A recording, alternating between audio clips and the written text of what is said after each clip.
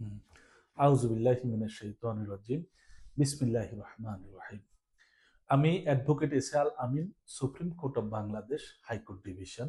আজকের আলোচনার বিষয় সুখাধিকার পত্র দলিল। Easement did. ইজমেন্ট ডিড হলো এমন একটি আইনি দলিল যা একজন ব্যক্তিকে অন্যের মালিকানা সম্পত্তির উপর নির্দিষ্ট কিছু অধিকার বা সুবিধা ব্যবহারের অনুমতি দেয়, কিন্তু সম্পত্তিটির মালিকানা হস্তান্তর করে না। যেমন অন্যের জমি ব্যবহার করে নিজের জমিতে যাতায়াত করা, বা নির্দিষ্ট পথ বা ড্রেনেজ লাইন ব্যবহারের অধিকার।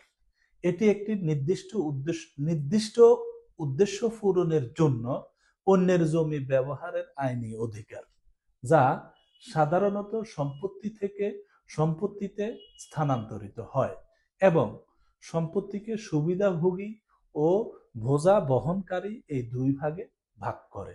ধন্যবাদ।